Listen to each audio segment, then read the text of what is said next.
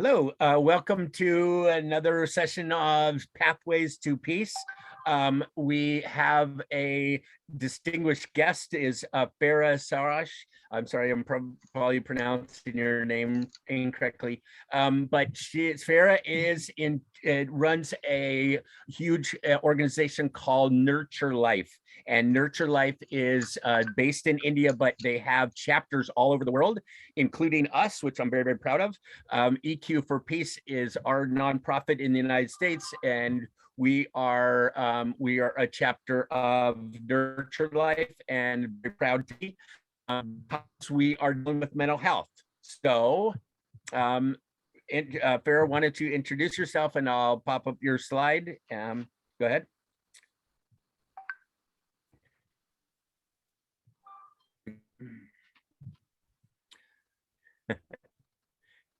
Can you hear me? Do you want to introduce yourself, please? All right. Hi, everyone. I'm Farah Sarosh, founder and CEO of Nurture Life. Nurture Life is my brainchild. I gave birth to Nurture Life in 2010. And since then, I am into mental health awareness, uh, teaching emotional intelligence, and suicide prevention. For me, mental health topic was very close to my heart. I've been into social work for the past 20 years. Till 2010, I've been working into different fields of social work, but lately I realized that no one is talking about thoughts and feeling. And since then, I'm working into this field and talking about mental health. I belong to India, and India, there's a lot of stigma around mental health. Not only in India, lately I found that this stigma is global. Nobody wants to talk about mental health, nobody wants to discuss about mental health, and nobody wants to share their feelings. It's always that nobody wants to talk about himself and very much interested in other person, very judgmental, very inquisitive, and very curious to know about others, but they are never interested to know themselves. So since then, I've been into this field. My Nurture Life works in different ways. We have many initiatives, and we are so proud that we have partnered with EQ for Peace also, and we are working together on the same mission, spreading peace, trying to spread peace all over. And we are working pan India and other parts of the world like Bangladesh, Oman, Saudi Arabia, Germany, and Africa, and many other parts of the world. Our main objective is to educate people about mental health, spread mental health literacy, make people more conscious about their own mental health, because as I was listening to Mr. Reza, that change starts from home. So I also believe in the same, that change starts from home. If you want peace in the outer world, you have to create peace in the inner world, and that is what agenda is, that inner peace leads to world peace. So, and when we talk about mental health, it's all about peace. If we are calm inside, then it is very much obvious and natural there will be calmness all around. So this is my short introduction. It was my slide was very long. I don't have so, and I think nobody has that time that I read line by line. And I think it's enough to introduce myself. Thank you, Matt. So I'm here. So as I told you that I'll be in a conversation with you. I don't have any presentation, because I feel when we discuss few things, it is another way of learning. Instead of just receiving the information through discussion, we process the information. So it would be great that you start the conversation, and I'm here to answer all your questions, what you are going to ask me today on mental health and suicide prevention. Well, there's, it all starts with inner peace. I think and inner peace starts with us knowing and understanding and being able to manage ourselves and our relationships both. Some people say peace is all about relationships. I think it's mostly about relationships, but I don't think it's all about that, including our relationship with ourselves. What do you think? What do you think? Do you think it's See, mostly about relationships? yeah, I will start with the concept of a relationship. What is the concept of a relationship? Since the human being has come on the earth, we were sent in two genders, a man and a woman, but the world revolves around the relationship. So that is why this piece connects with the relationship, not with any gender. So the world is all about the relationship. So first of all, if we understand the concept of relationship, then we can bring peace to the world. So when you were saying that it's about the relationship. I say that it starts with your own personality. When we talk about personality development, one has to understand what does this word personality means, like your personality or my personality. What is this personality made up of? The personality is made up of three things: the thoughts, the feelings, and the behavior. Once we understand this, that the personality of made up of three things, and we start working on those three things, then we can make a then only we can make a good personality. If we are able to make a good person, then it is very much natural that we will have the number of good people around, and we can create more peace around us, in the community and in the world. So the first necessary is to work to improve the relationships. First of all, we have to work on a person to make or her personality. So just because this world is made up of relationships, not of men and women or any other gender, this world runs on relationships. So we have to work this way, that we have to work on relationship. To improve our relationship, we have to work on the persons, and on person in the form of making personality development by educating that person, by educating their thoughts, by educating about feelings, and educating about behavior. This is my reply to your answer. Why people think that your inner peace is dependent on relationship. Yeah, yes, yes, it does. It very definitely does. I'm just having trouble with the only. It's all about relationships. I think it's mostly about relationships. Yes, I'm not sure it's it's only. all about relationship. Two Okay, persons have okay. a man and woman has a relationship. A Yeah, brother and sister has a relationship. yep. Two countries have relationship, and world has a relationship. If we see that our USA, Russia is not in good relationship with Ukraine right now, so it's also about relationship. Okay. So it's All not right. only that two individuals relation, it's all about nation relationship, community relationship, and then personal relationships. Okay. Okay. No, I have no argument there. No argument there. We and the one you didn't mention is the relationship with ourselves, right? Our inner voice, I said, us, how yes, we in talk the about. beginning, I said that we have to work on the personality, and Okay. personality is made up of thoughts, feeling, and behavior. Okay. All right. Right. What were those? What were they? Thoughts, a personality is made up of three things: thoughts, feelings, and behavior. And these three are interdependent. What you think, how you feel, and how you behave. And this is all about mental health. Nice. Okay. Heart, feeling. Okay. I never heard it put that way. We say thought, feeling, action, which is very similar. Isn't heart and feeling similar? Be Yes, it is. Yeah. Like mental health is an umbrella term. Like Yeah. when we talk about mental health, it is considered that we are talking about thoughts. Like you said, that emotions are connected to heart, and your thoughts are connected to your brain. So we have to create a good relationship between mind and heart. Then Okay. we can balance the relationship of your thoughts and emotions. Cool. Okay. Definitely. 6 seconds calls it head, heart, hand, just because it sounds cool, but it's the same idea. It sounds cool. Yes.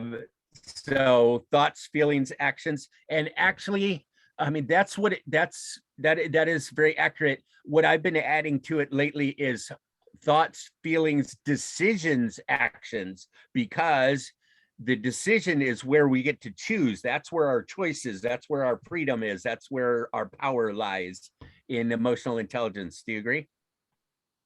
Yes, I do agree. As you said, Matt, that action, thought, feelings, and action. As Mr. Reza in his presentation mentioned about Will Smith and Chris Rock, Mm, then it was about thought, feeling, and behavior. How the two-person behaved in that moment. It was yeah. all about that. How Mr. Chris behaved and how Mr. Will Smith behaved. So this is the personality development of a person. It is indeed. It is indeed. I don't know if we want to get into that one, but it's caused. What I thought was interesting about it is that it has caused, at least in the United States, what I've been seeing is that It's a lot of people talking about anger, which is a wonderful thing. I'm so glad that people are talking about anger, whether it was out of control or not. We're talking about it, right? Just like in the United States, one of the biggest things that was a changer for our school system was bullying. All right, there was huge effect and awareness of bullying, and then they started funding it, and then we started talking about it and teaching about it, etc. And although bullying is a negative, kind of a negative subject, it caused communication and conversation and people talking about it and awareness, and that is a beautiful, beautiful thing. Do you agree? Yes, I do agree. And first of all, we have to understand that anger is also a natural emotion. It's just Yeah. that we are made up of positive and negative emotions, and we need to learn how to manage our emotions. It is very much necessary to learn how to manage our emotions. Now, in these days, when there are so many things affecting us, we are not emphasizing on managing emotions, and anger is the thing that we have to teach, preach, and learn manage it. So it is very much necessary. First is acceptance, then it is that how to teach about managing emotions and how to address these emotions. We are not addressing them also in the previous times. We were just, that is why it has reached to that height. Now we are seeing the repercussions because the education system does not include teaching about emotions and feeling. The lack, this was the lack in the teaching system. That's just why the human beings did not know how to manage their negative and positive emotions. People like you understood its importance and created awareness about it, and realized, first they themselves realized, and then they started telling people others that how important is to realize and this thing that emotions are part of your own body, and you have to uh, teach yourself about emotion, and then you have to learn how to manage your emotions. This was the missing link in the society, and the people like you and me, when understood its importance and started talking about it, now it is spreading like a forest fire, and everybody is realizing that how important it is. And kudos to you, Matt. By when I see people like you, because you have been doing for the past many years, and mine is not so. I think I am junior to you in this thing, and I kudos to you that you started talking about it, and now world is talking about it. Yeah, thank you. Yes, I'm very Yeah. excited about it. I'm glad that the world is starting to realize how important it is. We got a long way to go. I would say at least half the people, just wild guess, at least half the people have no idea what we're talking about. They have no idea the importance and relevance of emotions. And so that's why we're jumping up and down about it. But I am so glad that it's coming into mainstream conversation and media, etc. Let's talk about anger. Let's talk about fear. Let's talk about all of this stuff. So Farah, we have a question from audience from Mary. So Mary, if you'd like to unmute yourself and ask, go ahead. Hi, Matt, sir. Hello. Hi, sir. Happy birthday. Well, thank you. Thank you. Thank you. Thank you. Sir, actually very informative session, sir. Very Great. informative. And that intelligence and behavior, very informative. I listened to all your sessions in the Yellow Pond Counseling Center. Very informative. No questions, but only appreciation from my side, sir. Very good. And Well, all the best, sir, for your session for us tomorrow. okay. Very good. Will do. Thanks for joining. bless you, sir. Thank you for the compliment. God bless you, sir. Thank you. Thanks. Not a question, just a compliment. And I guess I need a birthday hat or something or something or something. Anyway, maybe later. Yeah, and Mary Florence has contacted me this morning and said, I need you to do a workshop tomorrow for social workers, which I'm excited about, because social workers, as you probably know, Farah, are have one of the most painful jobs on the planet. It's very difficult for them and for the people that they work with. And so I have so much respect for social workers, and I appreciate so much that they care enough to go through the pain that they go through. Have you worked with social workers before? Yes, I've been into social work for the past 20 years. So I have worked with many people who are into this, but sadly, the things are like social work was the thing. We cannot make it a profession. Now the things are changing. The we were the people who were supposed to be self motivated. We were the people who cannot ask anything in return. We are giving help to the people. But these days, the concept of social work has changed. So, luckily, I work with those people who are self motivated, who is not making social work a profession, and who are always there to help each other people. Because in this world, people think that social work is the most easiest thing. No, it is not. As you mentioned, that social work is the most hardest thing on earth. It is not an easy thing to step out of your home, and without any motivation, you are there to help them. Without any motivation, you are there for them in any need. You are there for anything they require for other than their personal things, right?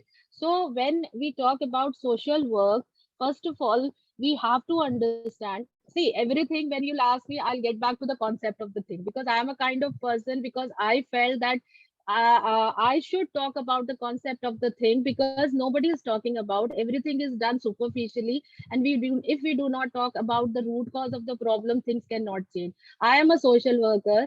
I work in the social field. Unless and until I don't teach the concept of social work to my children, this thing cannot be this thing cannot go on the second generation.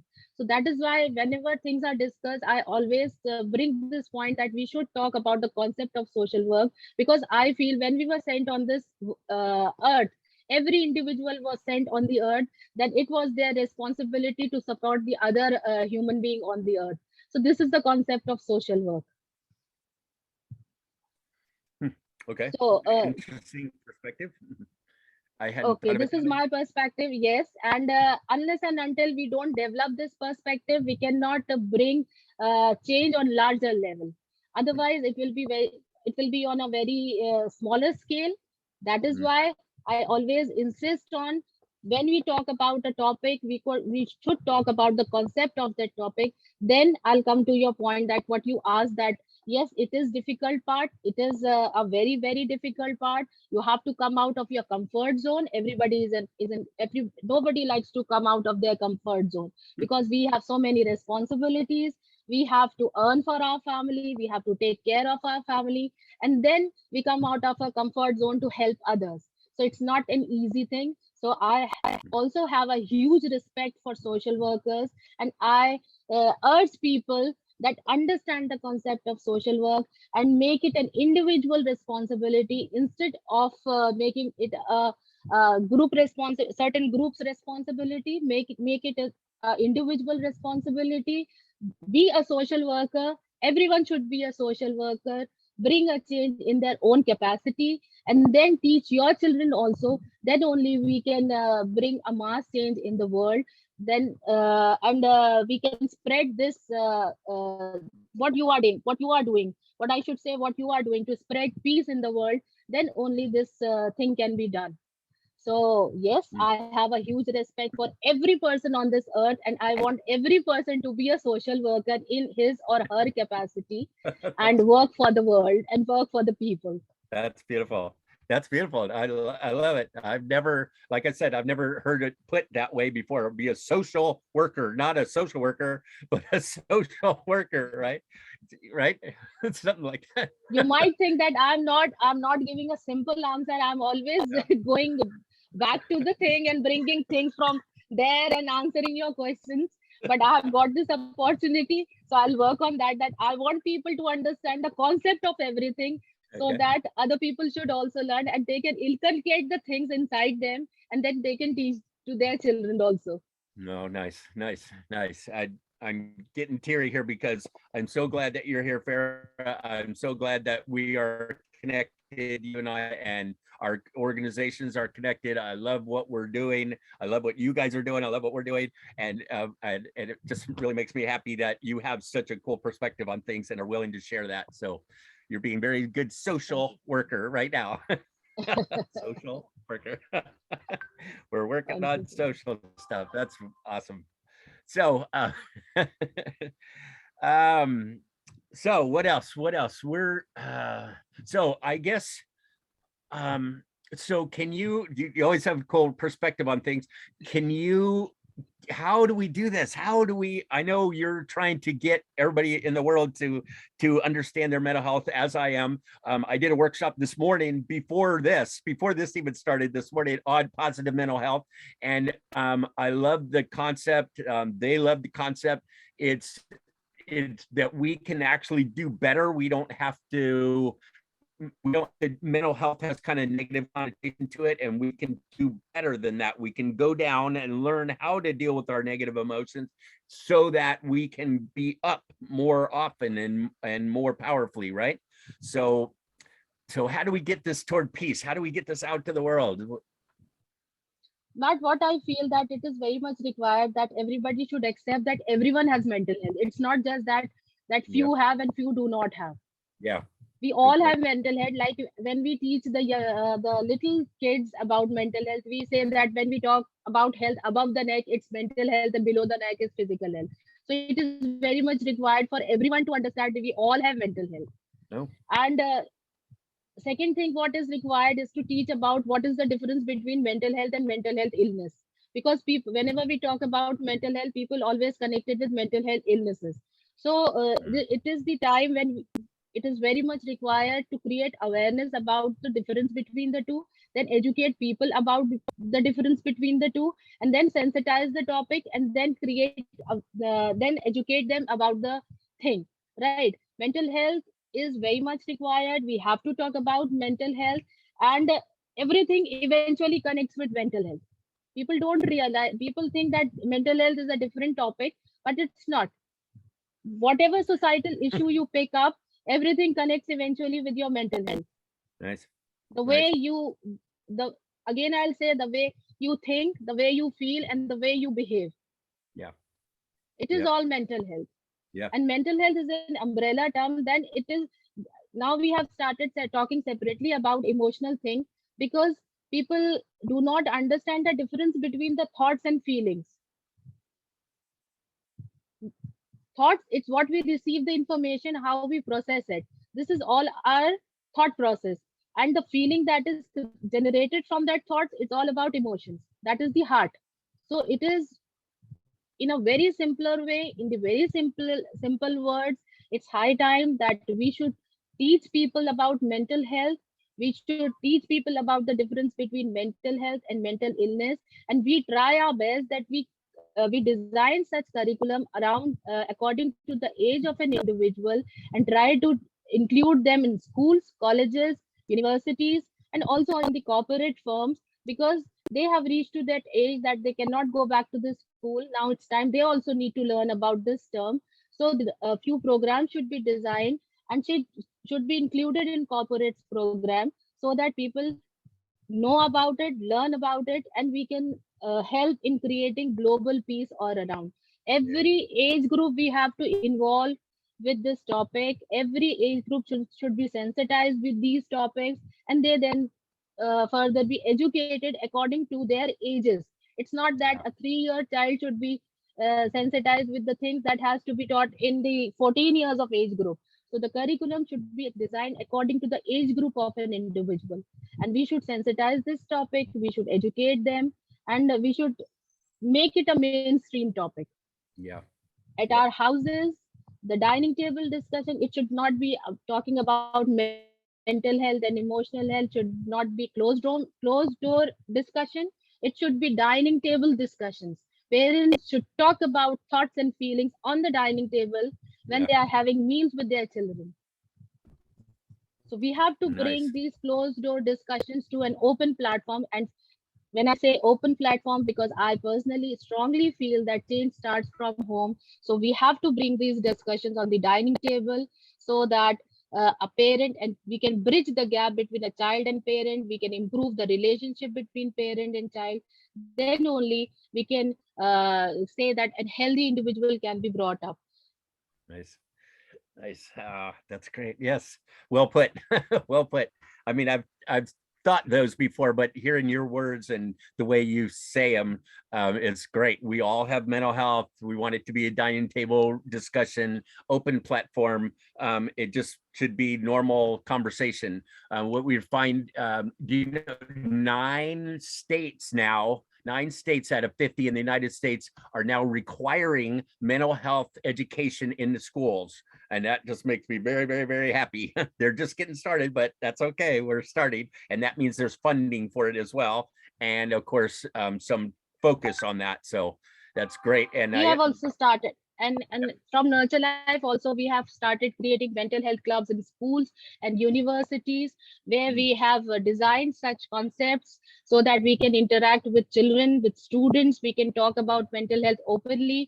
They should not be shied of talking about their feelings. We should create a safe environment for them. So we are also working in the same way with different ways, so that we can bridge the gap between an educator and a student. great. Fantastic. We just started working with getting clubs, EQ for Peace clubs into the schools. It's very difficult to change their whole curriculum there, and adding to the teacher's burden of trying, oh, it's another subject I got to teach, and it's tough and it's costs and all that. But a club makes it so that it can be before, during, or after school, and it's voluntary. So the kids are going voluntarily, and if you can make it fun and interesting, which we can make it such an amazing learning experience, right? Clubs is a beautiful, exactly. Right? Yeah, Exactly. Great. All right. Their children will learn. The children will learn to communicate with each other. They will learn to make new relationships. They will learn interpersonal relationship. Then these things, when first understanding about the personal relationship, then interpersonal, then community, and then nation relationships. This way we can. Nice. Yep. And we found is that the kids in the clubs, if you're in class, then you have a certain role in class, and mostly to listen and learning that sort of thing. But if you're in a club, it's a completely different relationship. Now it's you just show up as who you are, and it's a whole different relationship, different conversation, different topics. And because it's voluntary, it changes everything. So it's working beautifully. It's a great concept, and let's talk more about that, because we're just getting started. It sounds like you have more experience than we do, so let's keep talking about that. All right, that's one of the things I'm taking away from this talk. So we got to sum this up. Any last words of wisdom before we end? The only thing what I want to say, that again, you and me also have mental health, so we have to work on ourselves also before working on others. So it is very much required that we do, all the people who are professionals working in mental health field, that we should not forget ourselves, because sometimes it happens that we are so much devoted towards others that we forget ourselves. So our foremost duty is to work on ourselves, then only we can bring change in the outer world. Okay, well, I'm going to give myself a pat on the back, because one thing that I do for my mental health is having this symposium on my birthday. I said, you know what? I would love that. And this is a big reward for me personally. And it's working beautifully so far. We've done 3 or 4 speakers already, and it's going great. Thank you, Farah, for being here. And thank you for being my friend. Thank you for working together. Thank you for helping change the world. So thank you, Matt. It was good for my mental health also, because again, I have to introspect, and I have to see that where I am, because I have a huge responsibility, work for others. So I have to keep myself mentally healthy first, then to work on others. Good point. Okay, we'll talk to you soon. Bye, Farah. Take care. Bye. Bye. Bye.